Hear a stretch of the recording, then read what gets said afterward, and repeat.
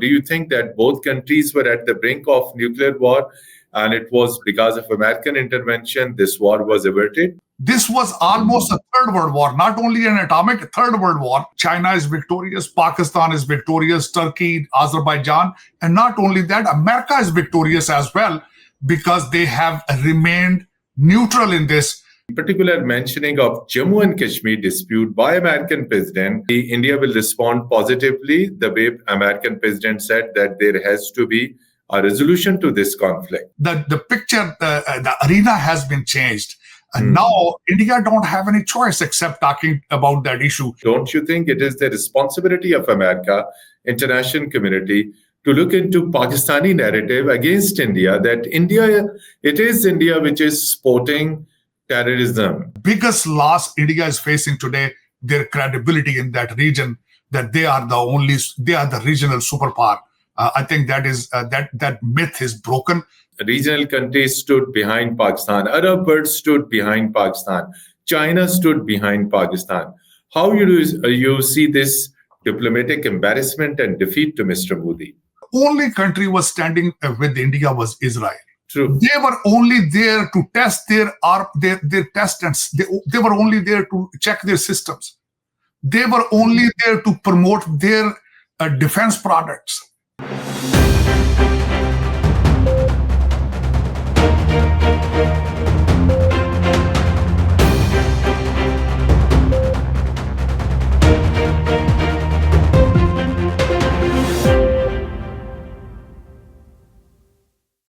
Bismillahirrahmanirrahim. Hello and welcome to program Insight in V News English. Dear viewers, the escalation between Pakistan and India has come down. Finally, both countries, 48 hours before, had agreed on ceasefire. And this ceasefire was brought by the US President Donald Trump. And the latest development is US President Donald Trump, speaking to media in the White House, made it clear that it was United States which finally brokered this deal between Pakistan and India. And he further said that if there was no ceasefire between Pakistan and India, there could have been a nuclear war. And he saved the lives of millions of people by averting a nuclear war and finally got agreed two countries to come on ceasefire. He also said that there was trade interest basically behind this ceasefire. But furthermore, both countries, Pakistan and India, also today had contact on Director General Military Operation levels and discussed the current state of situation. Beyond this, a third country will be hosting Pakistan and India. Which third country it is, how things will move forward, whether India will stop accusing Pakistan as far as terrorism is concerned, whether Indian tone and tenor will change. And if you're talking about this tone and tenor, but unfortunately, Indian Prime Minister Narendra Modi, short while ago, addressing the Indian nation, made it clear that India gave a befitting response to Pakistan. This shows that Indian Prime Minister Narendra Modi has not learned any lesson. And he's still using provocative language, provocative statements against Pakistan. And he is still saying that India got victory, India killed alleged terrorists in Pakistan and things like that. To discuss this, particularly the American perspective, we are joined by senior political analyst, a member of the Republican Party of the United States, Mr. Sajid Tarar, from Washington, who keeps a very close eye on not only India-Pakistan relations, but also United States relations with both Pakistan and India. Mr. Sajid Tarar, very warm welcome and good morning, and thank you so much for sparing time and joining program Insight in V News. My pleasure, Mateen. So thank you so much. So I would like to, as I said, that we would like to take the American perspective. Earlier, President Trump had made several tweets in last 72 hours, that 3-4 days on 10th of May. Then finally, there was another tweet on 11th of May, follow-up tweet. Today, he spoke to media at the White House saying that he averted a major nuclear war. What's your assessment Whatever American president said that he averted a major nuclear war, do you think that both countries were at the brink of nuclear war, and it was because of American intervention this war was averted?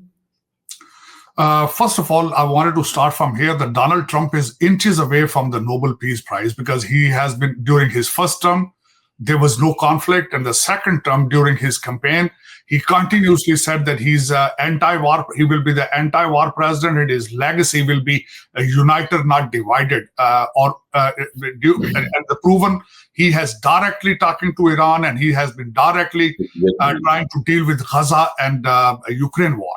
I want to add up 3-4 more points. What happened, where America is looking forward. This is first of all, I wanted to congratulate Pak Army and Pakistan Air Force.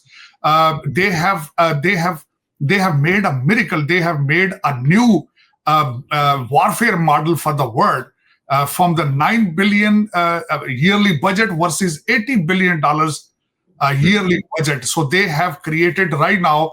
The world is looking up what happened in this propaganda war. Matter of fact, it was more war on the TV channels versus on the battlefield. But China is victorious, Pakistan is victorious, Turkey, Azerbaijan, and not only that, America is victorious as well, because they have remained neutral in this, and they did not give open authorization to India without any proofs. And this is true. My next point is this is true. Without giving proofs of Kashmir massacre, they wanted to have an open letter and the support of the international community and international media to start a third world war. This was almost a third world war, not only an atomic, third world war. And the world and international media rejected all of this matter. This is a big blow to the overconfident regime in India. So Pakistan, who has been looking for a good news, regardless either it was a field of cricket or either it was a field of a domestic, a political nightmare. Pakistani nation was looking for a good news, and they got it. And who delivered it? It is General Asim Munir and Air Marshal Sidhu. Matter of fact, they have. I'm telling you, it's remarkable, and the entire world is behind Pakistan because Pakistan was underdog. The Indian media has always using derogatory words for Pakistan. The beggars, Prime Minister, beggar, but they have proven maybe we are beggar, but we are brave. And the thing, last point on this, I want to say, I always believe in it. The wars are never fought by the armaments and the wealth. Wars are always fought by the passion and for the nationality and with your remarkable. I'm out of words. Matter of fact, what has happened. The way Pakistan has won, exactly. The way Pakistan has won. Is not only celebrating, the future is here. Our Pakistani pilots, they have proven that how can they use the techniques. Matter of fact, I was reading about it that Air Marshal Sidhu was continuously watching the operation by himself, monitoring exactly 24/7, and how the China people were underestimating their technology from years. India, America, Western media have been always trolling and making fun of their technologies, but they have proven themselves a strong nation and a good friend of Pakistan. It is a new history has been written, and it's nothing but praise and nothing but what can I say? A biggest achievement possible and miracle. This is a miracle. But here, India is not only has lost, but they are wounded at the same time. Like earlier, I want to say that you were saying they're still using derogatory and provocative words. Exactly. So the thing is this: they have to readjust. They have to rethink. In the past, they were overconfident. They thought, we are invincible. We are so strong. We can buy the oil from Russia and still go to the American camp. We can still support Ukraine and still go to the Russia camp. So they were overconfident, and this overconfidence has caused them a big political defeat. Matter of fact, under these circumstances, Prime Minister Modi has become a big liability in India in the political circle. But they will try their best because they have proven in the past. Right now, matter of fact, I wanted to say they have closed the YouTube. They have closed the 4,000 Twitter accounts of Pakistan and other people. So they are trying to get into the box, their own box, and isolation, which is not fair. India had a big past regarding journalism. I have been seeing the first kind of journalism was a big journalist, frankly speaking. Karan Thapar has his channel was blocked due to the Najam Sethi and one other defense analyst. So this is not the 24. There is no room for these kind of things and tactics in 2025. They have to readjust. It's nothing wrong that you admit and readjust. Plus, at the same time, Mateen Saab, the last point, wars are not a solution. Donald Trump, in his speech and his tweet, said again about trade in between two countries, and he spoke about Kashmir. Reason. This is what my question is. Let me frame this question. On Sunday's tweet, American President Donald Trump particularly talked about this Jammu and Kashmir conflict. By the tweet of the American president, the Kashmir issue itself has been highlighted. It has again been in the spotlight. It has been revived. So, what do you think? The particular mentioning of Jammu and Kashmir dispute by American president. The entire global attention, the world attention has again been on Jammu and Kashmir issue. So how you think that the India will respond positively? The way American president said that there has to be a resolution to this conflict. Mateen Saab, let me refresh. This is the same president who has offered the Kashmir arbitration last time during 2019, exactly. Yes, during his first presidency. And it was rejected badly by the Indian government that time. But here, 2025, the picture, the arena has been changed. And now India don't have any choice except talking about that issue. And the thing is what came out of this recent 2 days exercise in between two countries, not only Kashmir, now matter of fact, the Pakistan is thinking about putting the Jafar Express evidence in front of the world. So the situation has been changed. When you try to fool yourself, this is what happens. This is when you think that you are invincible, you are. Matter of fact, I'm so sadly I have to mention a lot of media outlets in the India. They used to say that Donald Trump is taking dictation from Modi Saab. So this is the overconfident. And here, again, I want to remind you a little bit a situation, a historical. When the Manmohan Singh was the prime minister of the country, he came in front of the nation and apologized after the Mumbai attack. And not only this, there was a home minister who resigned and accepted it. This is how the nations, especially civilized nations, respond. And today, what is happening? Where is Prime Minister Modi? Where is Dr. Jaishankar today? Not only this, sadly, look at that. What the India is doing to their own Secretariat of Foreign Office, Mr. Misri. They are trolling against him and his daughter. So this is not how nations move forward. If you want to prove that you are a civilized nation, accept it and move on. Again, the President Trump has given $1 billion thing, trade. And I have been a big advocate of education and trade. When education comes into the nations and trade prosperity comes, a lot of conflicts get resolved. So I highly recommend to slow down and rethink, regroup, and accept and move forward. Well, as you said, that the credit goes to the armed forces of Pakistan, particularly Army Chief Sayyid Asim Munir, Air Chief Marshal Zaid Ahmed Babar. And of course, if they got this success, that success was because the entire nation of Pakistan stood behind armed forces as a rock. Now, the deterrence in South Asia, the security in South Asia has been reestablished. It will not be on Indian dictation. Now it will be on terms and conditions by Pakistan. Question is, now whosoever will host talks, what do you think? what should be the priority in the talks? Jammu and Kashmir, water, terrorism, all outstanding issues which are linked with Jammu and Kashmir. Do you think there will be significant progress in the talks on these all issues, Kashmir, water, counter-terrorism, Sir Creek, Siachen, and all? Definitely. The thing is, yesterday I was talking to a group of people in Washington, D.C. regarding the water agreements in between two countries. But there, people said that has become irrelevant because all the water is coming from Kashmir, and when they will be talking about Kashmir and trying to resolve it, so that agreement does not matter. Shimla agreement does not matter. It has been already expired and denied.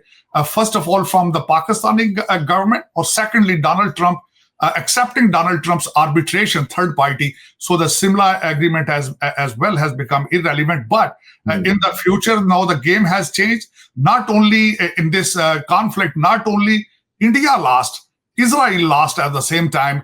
According to my information, their missiles, some of the missiles and drones have been not only compromised, they have been saved. China and Pakistan are studying their technology, and I think a lot of matter of fact, some of our Indian friends, they have been thinking about that this is Gaza, and Israel was thinking Pakistan as a Gaza, but Pakistani nation has proven that regardless what happened, they have ability to get together behind their armed forces. And entire credit goes to General Asim Munir, who's clear-headed person, who is not confused, who versus our regime. They have been saying that we cannot fight, our diesel is limited, and our tanks are rusted. So I have to mention that is a big change, big leadership, and this is a leadership of General Asim Munir. The whole credit goes to him. He's a man of iron, determined, clear-headed, and wonderful. And he has risen from the depression. This is how the leaders always prove that they this now. Matter of fact, I think the people, institutions, they were afraid of his abilities. That he can write a new pages in the history. So he has done it. But like I told you, S-400 and the losers in this entire exercise, S-400 Russia technology they used to think they are invincible. They are a so expensive system, and the Israel's technology and their warfare expertise, they have been compromised, failed. Victorious is a Turkey in this entire Azerbaijan, Pakistan, and China's technology will be, people are looking forward to buy it. My expectations for this third country, either Saudi Arabia or the US, because there are a lot of public sentiment against Iran and Turkey in India at the moment. So I think Saudi Arabia or America will be the right place where the both countries can come sit and. Don't you think it is an opportunity that it is also a war of narrative? So Indian narrative has been defeated.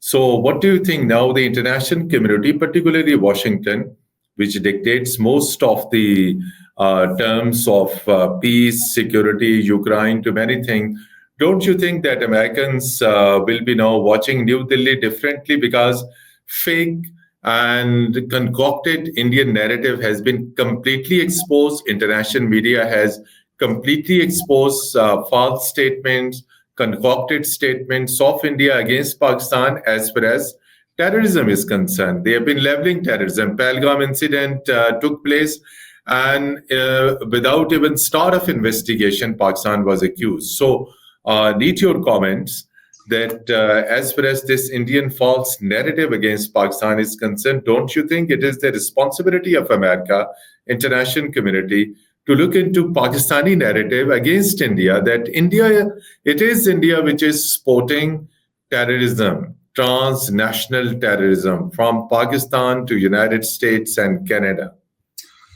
The biggest loss possible, in my eyes, the biggest loss India is facing is losing their credibility and their confidence. Their only try was this, to tell Americans that we are the best choice. We are the only choice in the region against China. Either they were quads, or either they are agreements, or the trips, or son-in-law J.D. Vance, or this and that.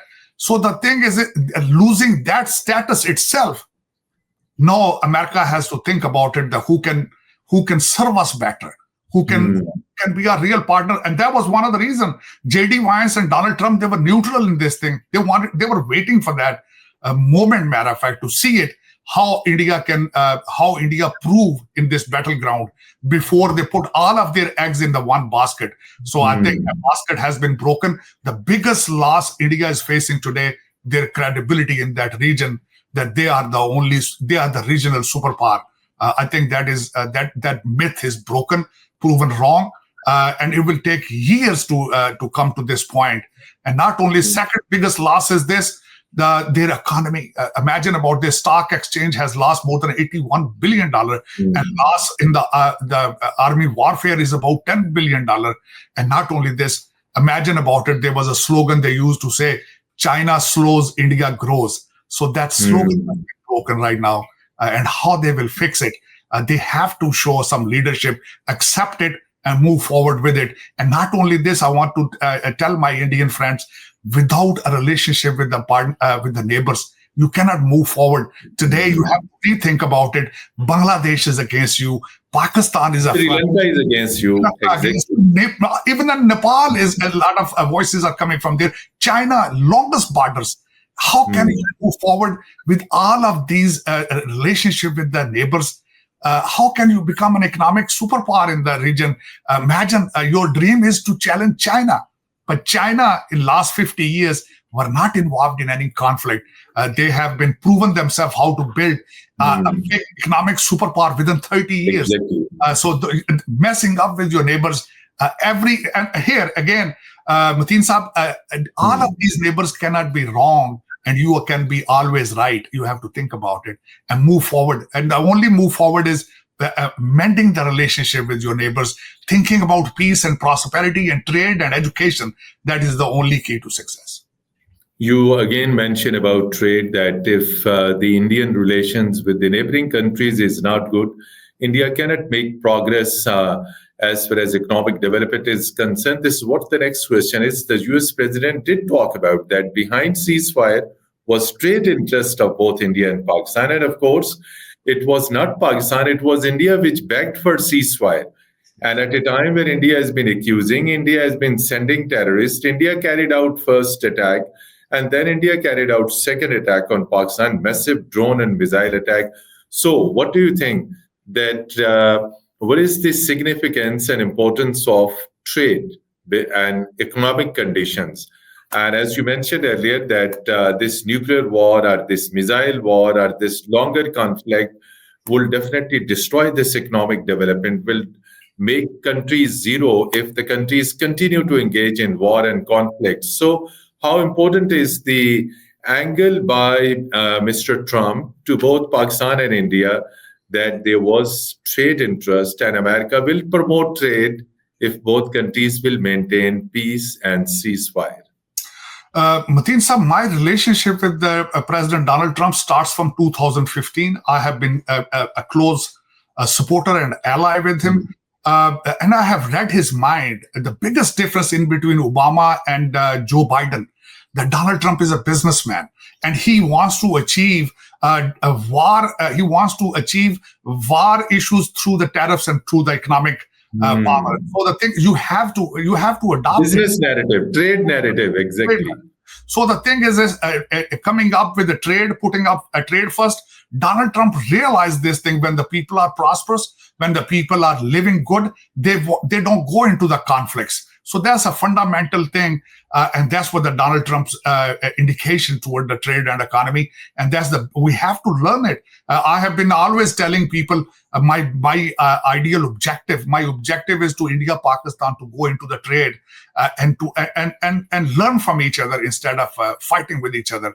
So that point has come up. The people from the both countries have to rethink that we have fought many wars. We have spent so much money on armaments and all this hatred, but we have to give a chance to the love, trade, and education to the general masses. We have to think about the prosperity. We have to become a partner with China and India, Iran, Afghanistan, all of us, and we have to adopt this philosophy to live and enjoy together. That is the only solution. There is no room for the wars in the future. I hope people learn.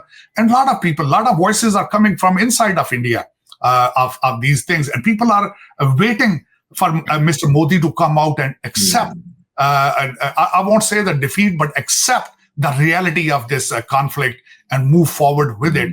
And I think if the Manmohan Singh can do it, I think Prime Minister Modi can do as well. Lastly, I would like to seek that count the countries: Bangladesh, Sri Lanka, China, Turkey, Saudi Arabian Minister of State for Foreign Affairs came to Pakistan, UAE's Foreign Minister, UAE's Crown Prince, then number of countries and Arab world and from European countries have been with Pakistan. So Pakistan was in full global diplomacy. And when we see India, India was diplomatically isolated. But regional countries that you have been referring, these all regional countries stood behind Pakistan, including Iran, including Afghanistan. Despite turmoil, they said they stand with Pakistan, Bangladesh, China. So how you see this significant diplomatic achievement that at a critical juncture, a conflict between Pakistan and India, regional countries stood behind Pakistan, Arab world stood behind Pakistan, China stood behind Pakistan. How you see this diplomatic embarrassment and defeat to Mr. Modi? Only country, I want to add up one thing, the only country was standing with India was Israel. Exactly. Yes, and Israel doesn't enjoy any respect and credibility anywhere. True. They were only there to test their tests. They were only there to check their systems. They were only there to promote their defense products. Israel, and imagine about it, how isolated Israel itself. So the thing is this is the big diplomatic reason, because like I mentioned earlier, India thought we have become so big, so huge, diplomatically, economically, defense-wise, that we will deal with the world on our own terms. But this is not how the world works. This is not how the world. You have to take a stand with and promote your foreign policy. You have to stand with the justice, with the right mind and clear mind. Like I told you, look at that. They were buying oil from Russia, but they were coming to Washington D.C. as well. They were going to Ukraine, but plus at the same time they were thinking we are in love with Moscow. So every relationship they have been doing it was one-sided. It was not on a double-sided policy. So this is the reality. They have to realize, and they can only realize it when they accept. This is what I believe in. You have to admit your mistakes before the correction comes. So still they are not coming to it. A lot of speculations there. People are still talking about this ceasefire, when they will wake up with the political defeat in the country, because they have been using wars and hatred for the political reasons. When they will realize that they have losing political support, they might break this ceasefire. People are speculating it. So the thing is, they have to change their policy. They have to change their policy, political policy. Lastly, I will seek your comments. What is the way forward to durable peace, security, and harmony in South Asia? Two big nuclear states, India and Pakistan, is there. Unresolved Kashmir dispute. Lot of challenges, economic issues, poverty, as you mentioned, illiteracy, and health issues are also there, that there are no proper hospitals for treatment to many diseases, to millions of people. Despite these all challenges, what are your hopes for durable peace and security so that there could be peace and the dividends of economic development could be spent on common man? The very basic thing right now, since I have been trying to read President Donald Trump's tweets and his speech, Kashmir issue has to be revisited from both countries. And Donald Trump has shown his interest in it. So that has come to the forefront right now. So they have to think about that. They have to think about the welfare of the general masses in the countries. Both countries have a vast majority of poverty in the rural areas. So the moving forward, if you want to copy China, you have to learn from China at the same time. How China has defeated poverty. That's the biggest achievement in the modern period, that they defeated poverty in China. And they have been, and the only secret China had it, that they were not involved in any wars and conflicts. They just started building their navy. So that model should be copied. Matter of fact, learn from them. Industrial revolution need to be checked in. But education and trade is the only future forward. And I have been through your channel against. I want to ask Pakistani public to focus on English and math versus radicalization and Talibanization. That is not a solution. Keep religion towards up to the religion, and learn the modern sciences. Math and English is the only secret for future. In order to achieve the progress, exactly, and to enjoy a good respect in the comity of nations. Mr. Sajid Tarar, a very senior political analyst, thank you so much for sharing your strategic thoughts and possible American role on mediation between India and Pakistan, and strategic points you shared that it is time for Modi to seriously and peacefully look towards Pakistan and end this animosity, accusations, blame game against Pakistan. Thank you so much once again, despite your busy time. My and Pakistan Zindabad. Yes, Pakistan Zindabad. And dear viewers, till our next program, goodbye and Khuda Hafiz.